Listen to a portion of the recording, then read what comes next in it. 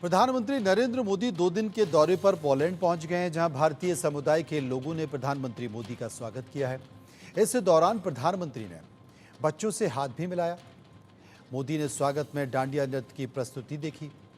PM Modi कल Poland के प्रधानमंत्री डोनाल्ड टस्क और फिर राष्ट्रपति आंद्रेज डूडा से मुलाकात करेंगे। यहां 45 साल में किसी भारतीय प्रधानमंत्री की पहली पोलैंड यात्रा है। इससे पहले 1979 में मोरारजी देसाई पोलैंड गए थे। पोलैंड के बाद प्रधानमंत्री मोदी 23 अगस्त को ट्रेन से फिर यूक्रेन जाएंगे। रूस यूक्रेन जंग के बीच उनका ये दौरा काफी अहम माना जा रहा है। आपको बता दें कि यूक्रेन के राष्ट्रपति जेलेंस्की ने कुछ महीने पहले प्रधानमंत्री मोदी को यूक्रेन आने का न्योता दिया था। दरअसल यूक्रेन 1991 में अलग देश बना और उसके बाद किसी भारतीय प्रधानमंत्री ने वहां की यात्रा नहीं की। इसके पहले प्रधानमंत्री मोदी 8 और 9 जुलाई को रूस के दौरे पर गए, जहां प्रधानमंत्री मोदी ने विश्व को शांति का संदेश दिया। प्रधानमंत्री मोदी का यह दौरा ऐसे समय में हो रहा है जब यूक्रेन ने कुछ दिनों में रूस की सीमा में घुसकर हमले शुरू कर दिए। यूक्रेन ने रूस के कुछ इलाकों को अपने कब्जे में ले लिया है। इसके बाद से आशंका जताई जा रही है कि रूस यूक्रेन पर जल्द कोई बड़ा हमला कर सकता है। वहीं प्रधानमंत्री नरेंद्र मोदी ने पोलैंड के वार्सा में जाम साहब ऑफ नवागर स्मारक का दौरा भी किया। उन्होंने यहां पर पुष्पांजलि भी अर्पित की। ये स्मारक नवानगर, जिसे अब जामनगर से जाना जाता है, ये महाराजा जाम साहब दिग्विजय सिंह को समर्पित है। 1942 में महाराजा दिग्विजय सिंह ने पोलैंड के शरणार्थी बच्चों के लिए पॉलिश चिल्ड्रन कैंप लगाया था। ये बच्चे दूसरे वर्ल्ड वॉर के दौरान पोलैंड से गुजरात लाए गए थे। उन्होंने उसका नाम पूछा, उसका नाम क्या है, क्या-क्या बातें हुई। तो पहले जैसे आया तो उन्होंने उसके चीक पे प्ले किया, फिर उसे बोला कि क्या नाम है, फिर आशीर्वाद देके गए कि वेरी ब्यूटीफुल, ऐसा कुछ। उन्होंने उनका नाम पूछा और आशीर्वाद दिया। बहुत बहुत अच्छी बात थी। She is very blessed for us and I think so this is one of the best of I would never forget this because this is speechless moment for all of us. पहले उन्होंने मुझे sign करा और उन्होंने मुझे आशीर्वाद भी दिया। आपने क्या बोला उनको? थैंक यू बोला मैंने। कैसा लगा मिलके? How did you feel? मुझे बहुत अच्छा लगा। मैं कभी नहीं बोल सकती इस पल को। हमारा बहुत सौभाग्य हो गया उनको मिलके कि कभी सोचा ना था कष्टी तेरे में भी लहरा जाएगी। एक मन था कि तेरे आसपास घूमो। एक ऐसा एहसास हुआ कि खुद भगवान हमारे सामने आ गए। Really we are waiting for ding ding ding but मेरी पूरी जो तपस्या थी वो खत्म हुई। उनको देखकर मुझे ऐसा लगा कि मैंने कभी भी ऐसा सोचा नहीं था कि मैं ऐसे लाभ भी मिलूंगी। मेरे लिए भगवान से बढ़कर है वो। I did shake hands. In fact, I also told him, I said, Modi ji, आपका स्वागत है. And he says, ऐसे. He was not talking, of course, but he nodded, he smiled. And I think it's a matter of great honor and pride for me to be able to welcome the Prime Minister to our country. So it's a great day for us. प्रधानमंत्री नरेंद्र मोदी की Poland यात्रा को लेकर हमने सर्वे कराया है। रूस Ukraine की तमाम बातों के बीच हमने कुछ सवाल तैयार किए। उस सवाल के लोगों ने उस पर राय भी दी है। पहला सवाल जो हमने लोगों से पूछा कि क्या प्रधानमंत्री मोदी रूस यूक्रेन की जंग रोकने में कामयाब हो पाएंगे। 81% लोगों ने कहा हाँ हो पाएंगे, 18% लोगों ने कहा नहीं हो पाएंगे और 1% लोग इस पर कुछ भी कहना नहीं चाहते थे। सर्वे का दूसरा सवाल जो हम आपके सामने रख रहे हैं, सर्वे का दूसरा सवाल भी महत्वपूर्ण था। सर्वे का दूसरा सवाल है कि रूस यूक्रेन जंग में प्रधानमंत्री मोदी से दुनिया ने युद्ध रोकने की बड़ी उम्मीद लगा रखी है। आप क्या मानते हैं? 25% लोगों ने कहा मोदी का कहा जरूर मानेंगे पुतिन। 2% लोगों ने कहा मोदी का कहा मानेंगे जेलेंस्की। 25% लोगों ने कहा पुतिन और जेलेंस्की से सीधा संवाद मोदी करेंगे और 32% लोगों ने कहा कि मोदी संकट मोचक हो सकते हैं। 16% लोग इस पर कुछ भी कहना नहीं चाहते। चर्चा कर लेते हैं। हमारे साथ हमारे एडिटोरियल डायरेक्टर हैं आलोक मेहता जी, उनसे हम बात करेंगे। मेजर जनरल रिटायर्ड पीके सहगल हैं जो कि डिफेंस एक्सपर्ट भी हैं। सबसे पहले मैं बात करूंगा आलोक जी से, समझने की कोशिश करूंगा कि वो क्या मानते हैं। आलोक जी, देश के प्रधानमंत्री नरेंद्र मोदी की विदेश यात्रा यूक्रेन भी जाने वाले हैं, उसके पहले वो पोलैंड गए। और एक बड़ा संकेत कि मोरारजी देसाई के बाद इतने साल बाद कोई गया ही नहीं, तब जबकि विश्व में तमाम देशों को अपने साथ लेने की कोशिश की जाती है। आप इस यात्रा को कैसे देखते हैं? मनोज जी, देखिए, इसमें कोई शक ही नहीं कि ऐतिहासिक क्षण है ये।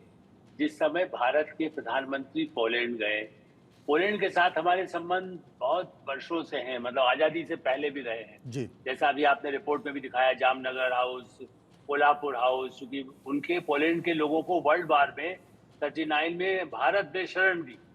तब आजाद नहीं थे, लेकिन हमारे राजाओं ने उनको शरण दी। आज उसी स्थिति में भारत रूस और यूक्रेन के लिए और पोलैंड का क्यों महत्व है? देखिए, ये सही है कि प्रधानमंत्री कोई नहीं गया, क्योंकि रूस के साथ संबंध रखना है, कहीं उनको नाराज ना हो जाए। पोलैंड ने बहुत जुल्म सहे रूस के, यूक्रेन से भी ज्यादा एक समय में, और ऐसी, क्योंकि यूक्रेन तो उस समय उनका हिस्सा था, सोवियत संघ का ही। लेकिन पोलैंड ने पहली बार यूक्रेन को मान्यता दी थी। अभी आपने कहा ना, यूक्रेन जब बना, यूक्रेन जब सोवियत संघ से अलग हुआ, पोलैंड पहला देश था, और इसीलिए इस लड़ाई में वो यूक्रेन का सबसे बड़ा साझेदार, उसी को मानेंगे मान्यता। भारत ने भी बाद में मान्यता दी, पहले पोलैंड ने मान्यता दी। तो प्रधानमंत्री यूक्रेन जाने से पहले पोलैंड इसलिए भी गए हैं, हमारे संबंधों के अलावा, जिसमें कि उससे कि उसका एक थोड़ा सा, आप कहते ना, आप हमारे दोस्त थे, मनोज जी के मार्फत में ग्वालियर में किससे बात करना है, या मध्य प्रदेश में या यूपी में, जहां आपके संबंध है, पहले मैं आपसे संपर्क करूंगा कि भाई मेरी बात करा देंगे, उनसे मुलाकात होगी तो उसमें उनको समझा दीजिए कि हम आपके वेलविशर हैं जी, समझाइए। जैसे उनके साथ यूक्रेन के राष्ट्रपति, प्रधानमंत्री, उनके साथ उनके संबंध हैं, लेकिन जिस तरह की स्थितियां हैं, और दूसरा ये भी हमारा सर्वे ठीक कह रहा है, लेकिन मैं मानता हूं कि भारत का काम विश्व शांति दूत है। श्री कृष्ण के कहने के बाद भी युद्ध हुआ तो क्या महाभारत रुकी ना? नहीं रुकी ना। तो ये भी हम नहीं कह सकते, लेकिन हाँ, बार बार ये कहना कि देखो लड़ो मत, ये 5 गांव के लिए तुम लड़ो मत। द्वारका से निकले हुए, जामनगर से निकले हुए नरेंद्र मोदी जाकर के दोनों पक्षों से कह रहे हैं, भैया पूरी मानव जाति परेशान है, यूरोप तबाह हो रहा है, रूस भी तबाह हो रहा है। ऐसी स्थिति में पोलैंड का, और अभी आपने कहा पहली बार नहीं, उसके बाद राष्ट्रपति शंकरदयाल शर्मा 96 में गए जी। और मनोज जी, आप भी चूंकि डॉक्टर शर्मा के कहना चाहिए कि आशीर्वाद आपको मिला है जी जी, इसलिए मैं भी उस यात्रा में वहीं पर था जी। इसलिए पोलैंड जाने वाले कुछ ही लोग पत्रकार रहे होंगे जो ऐसी, जब भारत के संबंध पोलैंड के साथ और हुए, और राष्ट्रपति शंकरदयाल शर्मा के भी रशिया से के साथ भी उतने ही अच्छे संबंध थे जी। इसलिए इस यात्रा को आप उस तरह देखिए, उस परंपरा में। जो उसके बाद प्रधानमंत्रियों की तो हिम्मत नहीं हुई, न मनमोहन सिंह कर पाए, न कोई दूसरा कर पाया, सॉरी टू से।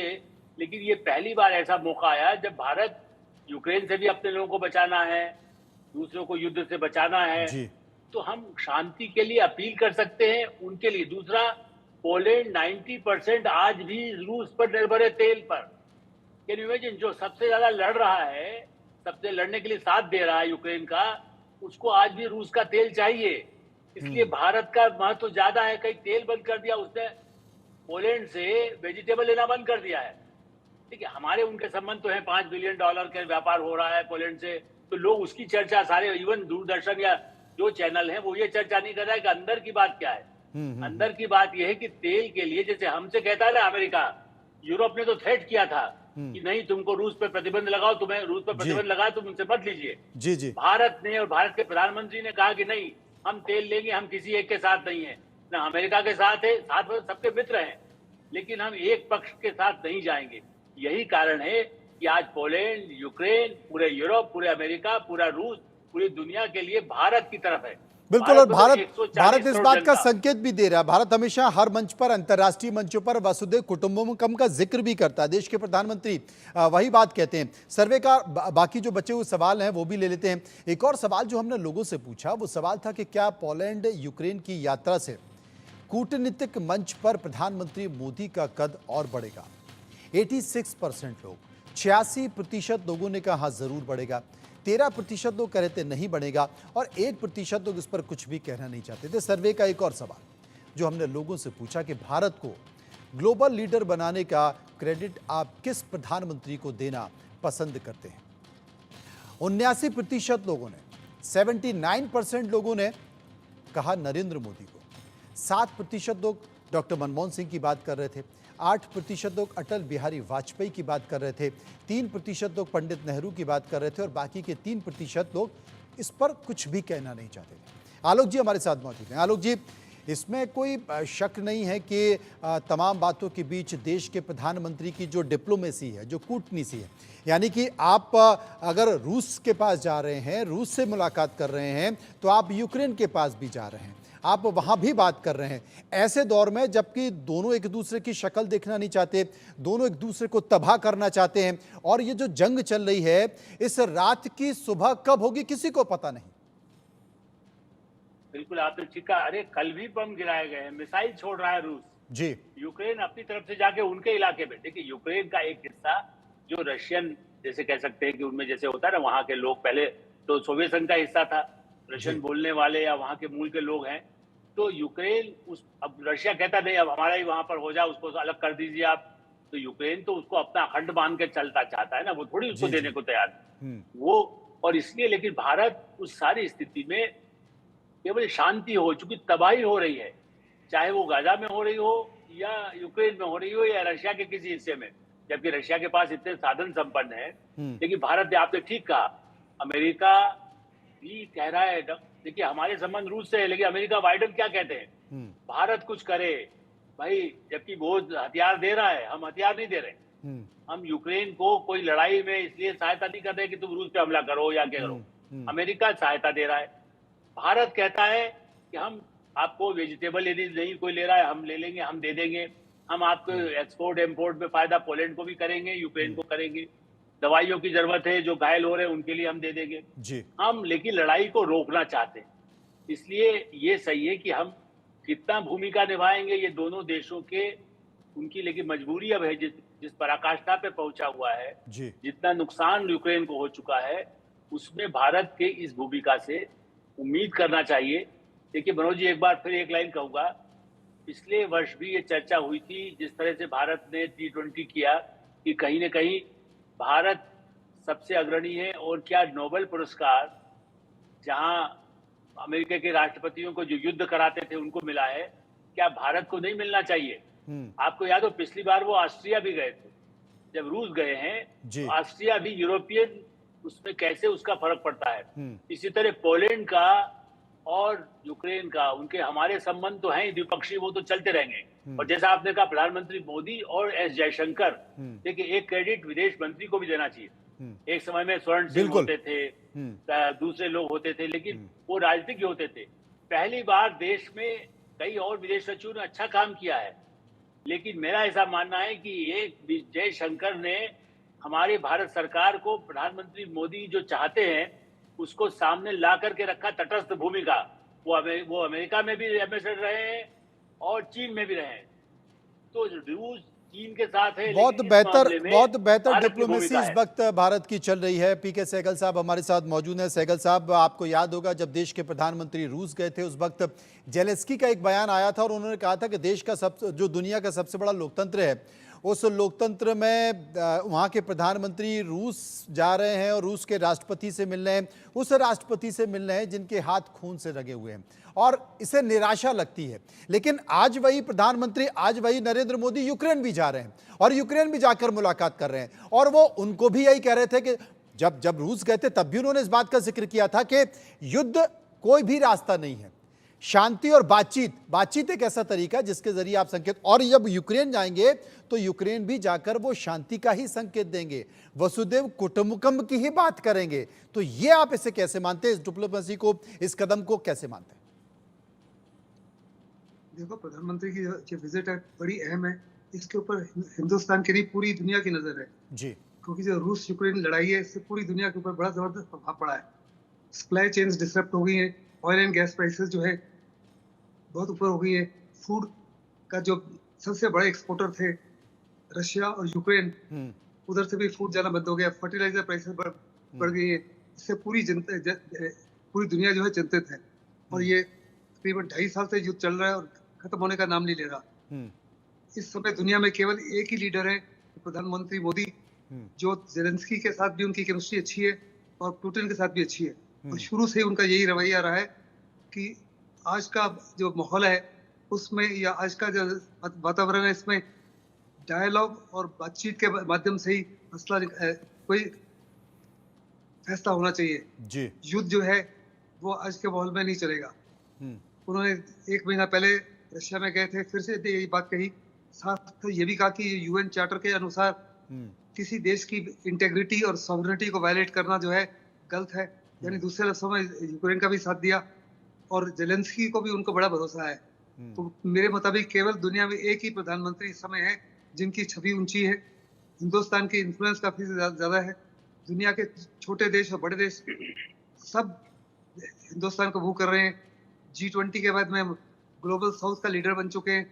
ऐसे में पूरी कोशिश होगी प्राइम मिनिस्टर मोदी की किसी ना किसी प्रकार से कोई शांति प्रस्ताव रखा वाकई कोई ना लेकिन कोई उसको संकेत निकल कर आए, मनवाना जो है उसमें संकेत कई निकल साल कर आए। लग सकते सहगल हैं। साहब, आपने सही किया कि प्रधानमंत्री नरेंद्र लेकिन मोदी की केवल एक और कोशिश केवल होगी एक ही प्रधानमंत्री कि है। शांति का इसके कोई अलावा संकेत निकल कर आए और शायद अंतर्राष्ट्रीय मंचों में वो पहल भी दिखाई दे, जिसकी पहल देश के प्रधानमंत्री नरेंद्र मोदी करें। बहुत बहुत शुक्रिया करेंगे आलोक जी का। आलोक जी हमारे साथ मौजूद रहे। शुक्रिया हम करेंगे सहगल साहब का, जिन्होंने हमसे इस मसले पर विस्तार से बात की। देश के प्रधानमंत्री नरेंद्र मोदी फिलहाल पोलैंड में है, उसके बाद यूक्रेन जाएंगे और यूक्रेन जाने के बाद वो मुलाकात करेंगे जेलेंस्की से, उन जेलेंस्की से जो फिलहाल रूस पर लगातार हमले कर रहे हैं। लेकिन संकेत किस तरीके से निकल कर आते हैं, इसके लिए इंतजार करना पड़ेगा। खबरों के सफर में इतना ही। बाकी की खबरों के लिए आप चलते रहिए इंडिया न्यूज़ के साथ।